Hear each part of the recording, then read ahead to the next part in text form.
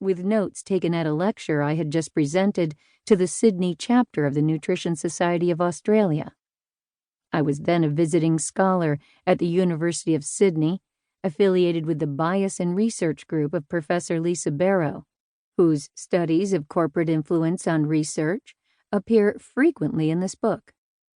The emailed notes on my lecture, quite nicely done actually, name some of the people attending my talk, review its content, and advise Coca-Cola to monitor my future presentations, research, and presence on social media, and also to keep tabs on Professor Barrow's work.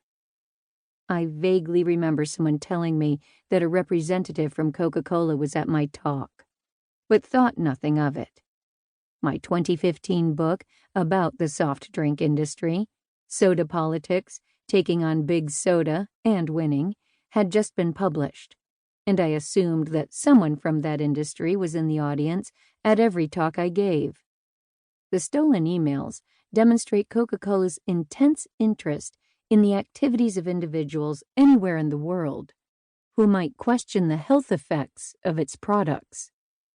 The emails also reveal this particular company's pressures on reporters and their editors who write about such topics.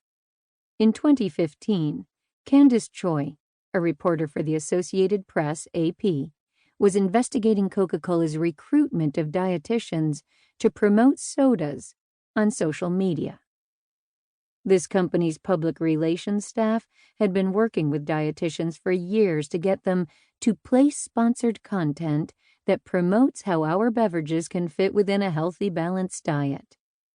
Because the staff expected Choi's article to have a cynical, negative perspective, they reached out to the AP's editors to formally register concerns about the story, promising to continue to urge them not to run with the story. In this instance, the pressures did not succeed. As published, Choi's article described the ways food companies worked behind the scenes to cast their products in a positive light, often with the help of third parties who are seen as trusted authorities. She quoted a company spokesman's defense of this strategy. "We have a network of dietitians we work with. Every big brand works with bloggers or has paid talent." Really? Thanks to the emails, we now know something about how this system works. The emails show how Coca-Cola operates to influence reporters who write about such topics. Coca-Cola staff were on a first-name basis with Mike Esterl, a reporter for the Wall Street Journal.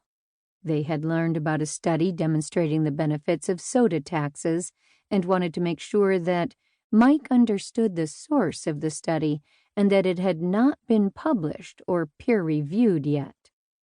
Another message said, "FYI, please note, we have been engaging Candace Choi, AP reporter, since April on this story, and there have been numerous engagements, both verbal and written."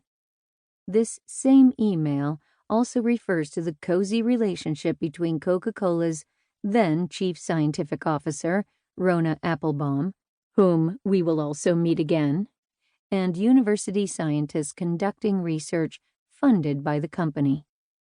Coca-Cola staff wrote that they had confirmation from Choi that her story would include an email exchange in which Applebaum referred to the group of university researchers she works with regularly as the cartel, and another in which Applebaum referred to critics of Coca-Cola as trolls. Choi's published article, in which I am quoted, made 2 points. Industry-funded research typically promotes the sponsor's interests, and some researchers make a living doing research funded by food companies and trade associations. She noted that one such group regularly delivered favorable conclusions for funders, or as they call them, clients. Other messages referred to Coca-Cola's lobbying to influence federal nutrition advice.